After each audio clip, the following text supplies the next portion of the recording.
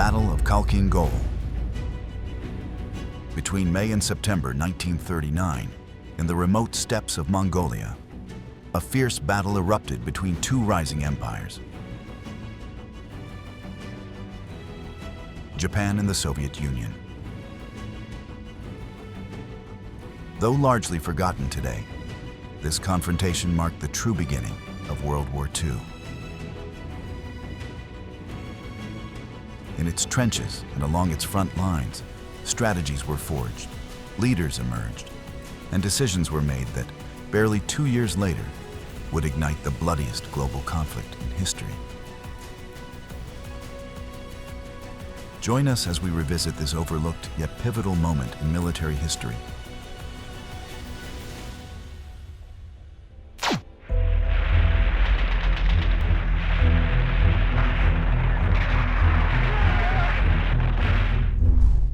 The rivalry between Russia and Japan had been brewing for decades. In 1905, during the war for control of Manchuria and Korea, the Russian Empire suffered a humiliating defeat at the hands of the Japanese, becoming the first major European power to fall to an Asian nation. That wound would leave a deep scar for decades to come. Later, during World War I, with the German army advancing just 500 kilometers from St. Petersburg and revolutionary chaos shaking the country, Japan seized another opportunity. In 1918, it occupied parts of Siberia and Russia's easternmost provinces. The intervention was brief. By 1922, the Bolsheviks had consolidated power and forced the Japanese to retreat. But the struggle for supremacy in Asia was far from over. In 1931, the Japanese returned with greater force, occupying the region of Manchuria. There, they established a puppet state, Manchukuo, supposedly independent, but in reality, entirely controlled by Tokyo and its imperial ambitions. For Moscow, this was a direct threat. And they were right. Japan eyed the vast resources of northern Asia with greed. The Russian Far East was sparsely populated, poorly defended, yet rich in minerals, timber, coal, and above all, oil. The Imperial Army's Northern Strike Group saw Siberia as its next great prize. By 1937, convinced that Stalin's Great Purge had fatally weakened the Red Army, Japan invaded China. The country was mired in civil war, so resistance was minimal. The Japanese captured Shanghai and then Nanking, where their troops committed one of the worst massacres of the 20th century, slaughtering hundreds of thousands of civilians in a matter of weeks. But the Soviet Union did not stand idly by. Fearing strategic encirclement from Japan in the east and Germany in the west, it acted quickly.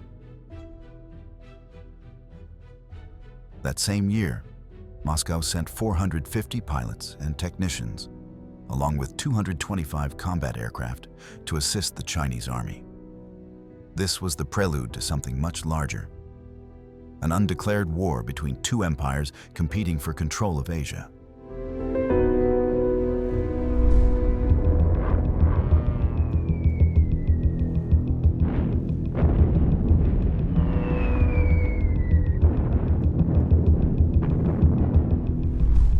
The real conflict was about to erupt in the vast and desolate Mongolian steppes. In July and August of 1938, Japan and the Soviet Union engaged in a series of border skirmishes between Mongolia, Moscow's ally, and the Japanese puppet state of Manchukuo. The clashes grew increasingly violent, culminating in full-scale combat in May 1939.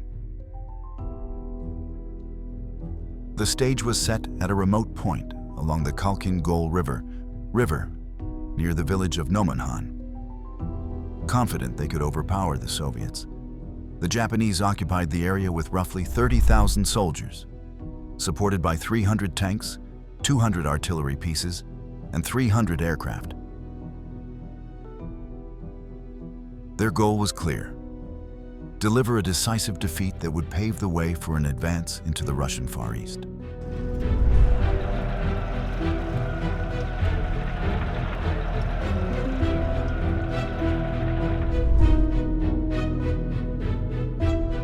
Commanding the Red Army was a then unknown general, Georgy Konstantinovich Zhukov,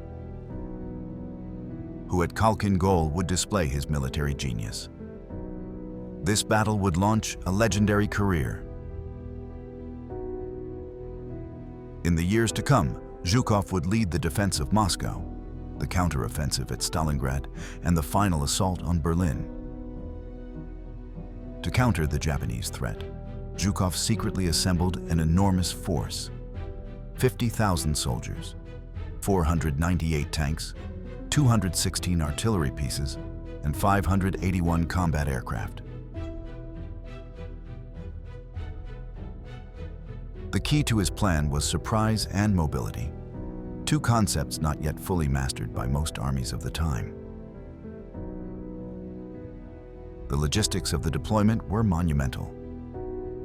Fuel, ammunition, food, and weapons were transported in secrecy.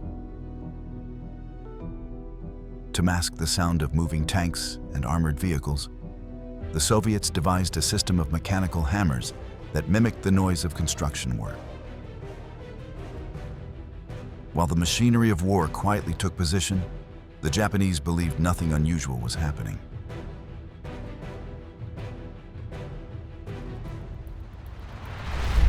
У берегов Кhalkhin-Гола наши части занимали оборонительные позиции. Комкор Жуков разработал план разгрома 6-й японской армии. The attack was scheduled for August 20th, 1939, 4 days before the Japanese planned to launch their own offensive. At 5 a.m., the Soviet assault began.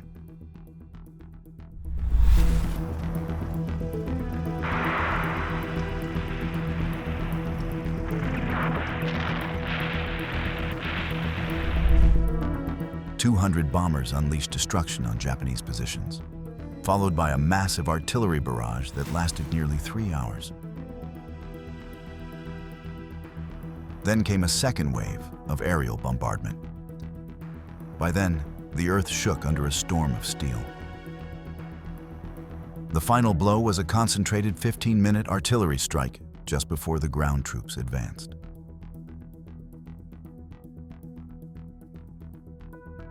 Japanese soldiers, huddled in shallow trenches, endured the most intense bombardment they had ever experienced.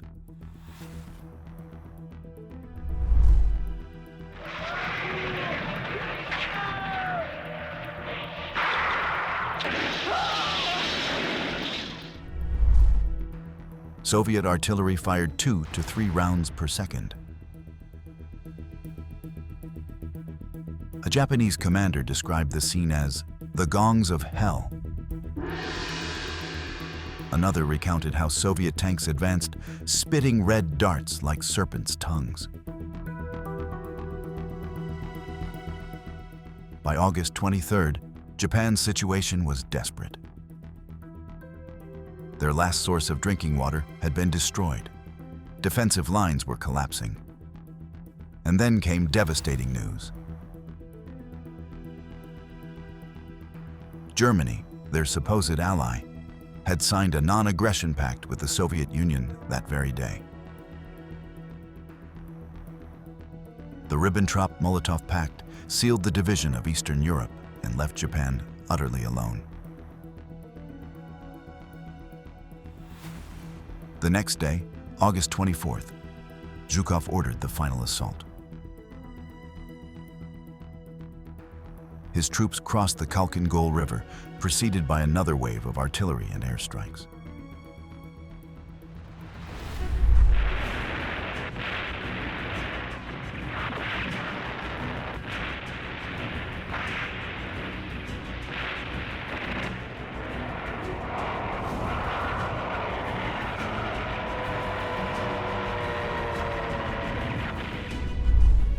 Japanese resistance crumbled. One commander, realizing the battle was lost, burned his flags and took his own life. Another, in a desperate act of honor, charged Soviet tanks armed only with his sword.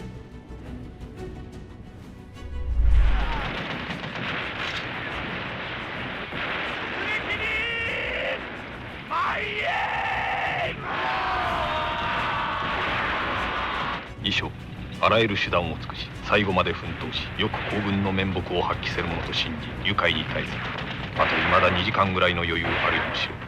前段を打ち尽くせば、敵戦に突入し、最後の忠節を全うせんとする。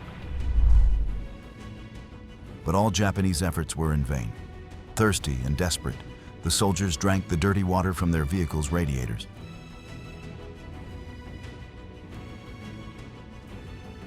Engines overheated, leaving them stranded. Defeat was inevitable. Zhukov launched a pincer movement. While his infantry attacked head-on, armored units encircled the flanks, trapping the already shattered Imperial forces.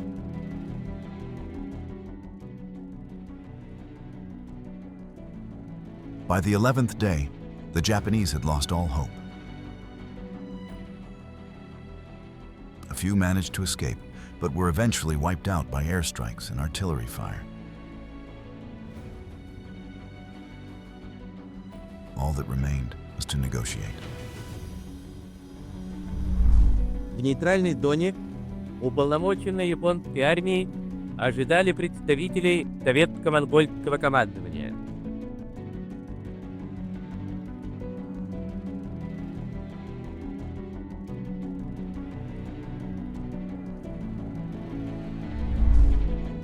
On September 16, 1939, after nearly a month of brutal combat, the end of this undeclared war was officially declared. Japan had been humiliated. The world did not yet realize it, but what had begun on a remote Mongolian plain would change the course of the global conflict. The crushing Soviet victory at Khalkhin Gol not only ended the border dispute between the Soviet Union and Japan, it marked a turning point that would alter the strategic course of both powers and, by extension, World War II.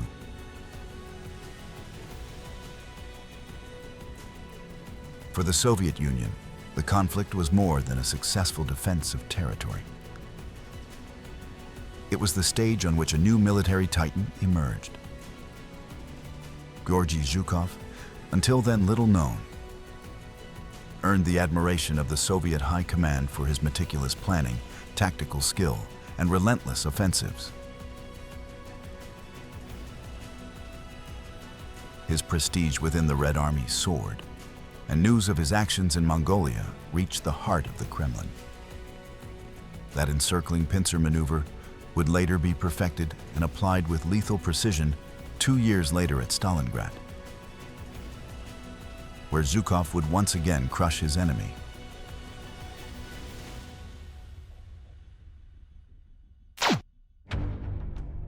But while Khalkhin Gol was a strategic triumph for Moscow, for Tokyo, it was a painful lesson. The blow was so severe that when Germany invaded Soviet territory in June 1941, and Hitler urged Japan to open a second front in the east, Tokyo refused. The memory of Khalkhin Gol still burned in their generals' minds, who feared another disaster at the hands of Zhukov. This refusal had decisive consequences. It allowed Stalin to redeploy 15 divisions, 3 cavalry brigades, 1,700 tanks, and 1,500 aircraft from the Far East to the European front, just in time to defend Moscow. That transfer of forces proved critical in the Soviet winter counteroffensive, which saved the Russian capital from falling to the Nazis. Meanwhile, Japan recalibrated its strategy. The humiliated Japanese military elite abandoned plans to conquer Siberia. Instead, expansion shifted towards Southeast Asia and the Pacific. British, Dutch, and French colonial possessions in the region now appeared to be far easier targets, especially while Europe was bleeding under German offensives.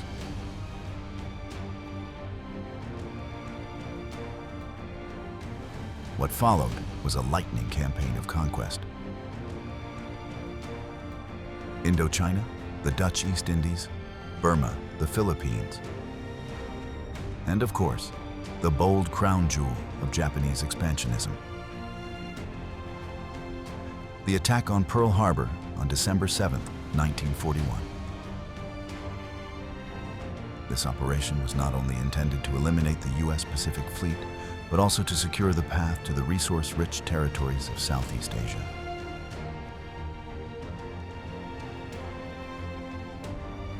However, that attack brought the United States into the war, and its roots can be traced back to Khalkhin Gol. That humiliating defeat at Zhukov's hands convinced Japanese leaders to abandon the Soviet frontier. And so, on a remote plain in Mongolia, an undeclared battle between two empires reshaped the global chessboard. It not only determined the fate of East Asia, but also shifted the balance of power in Europe and lit the spark of a worldwide conflict.